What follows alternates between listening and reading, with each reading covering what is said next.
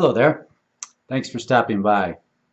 Today I'm going to share a chapter from the book Habits Die Hard, chapter 6, in fact, which is assess the risk.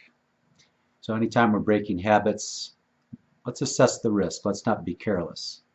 The chapter opens with a great quote from Seneca. The quote is this: "It's not because things are difficult that we dare not venture. It's because we dare not venture that they are difficult." Fear is a powerful demotivator. It limits us. It entangles us in the status quo. It binds us to what we currently think we know. With fear come reactions and excuses like, yeah, but, and I can't, and if only. To successfully change habits, we must learn to confront our fears and challenge the underlying assumptions that make them seem real to us.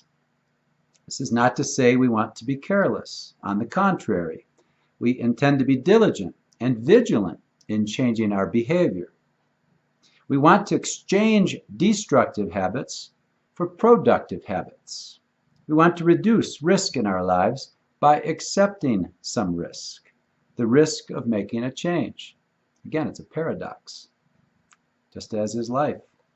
As creatures of habit, many people tend to return to what they know, to retreat to a comfort zone, even if it is not healthy. We prefer the certainty of a known habit over the uncertainty of something new and different. With adventure comes risk, the risk of the unknown. What if I fail? What if I can't do it? What if I make a mistake? What then? World-class organizations frequently use a risk mitigation tool called FMEA, Failure Mode and Effects Analysis. To put it simply, it's nothing more than asking what could go wrong, how serious is this risk, and what can we do now to reduce or prevent the risk. By asking these questions up front, we identify the forces against us, including fear and doubt, and we develop countermeasures to overcome the obstacles. For example, imagine a person who has a tendency to hold on to things too long rather than to let them go. These things may be emotional or material, and the results include a lot of unnecessary baggage.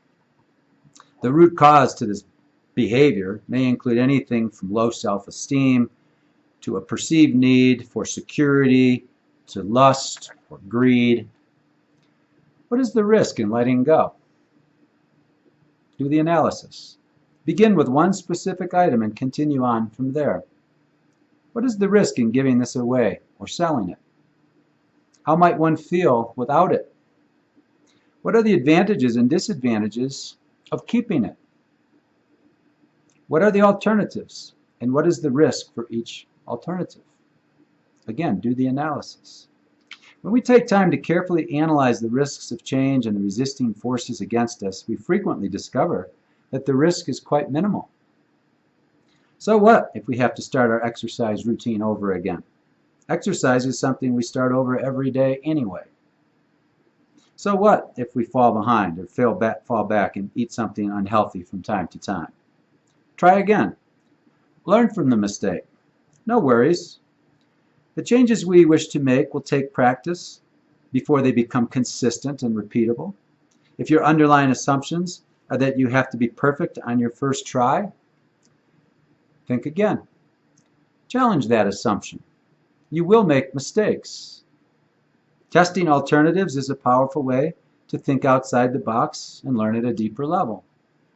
When Thomas Edison was asked by a reporter how he could possibly continue after more than 9,000 failures with the invention of the light bulb, he simply replied that he hadn't failed yet. He had learned over 9,000 ways that didn't work. Changing habits, exchanging habits, doesn't have to be risky. It's not about being careless. It's about being conscious and awake and aware and exchanging destructive, unproductive habits for positive and productive habits. Again, we're creatures of habit.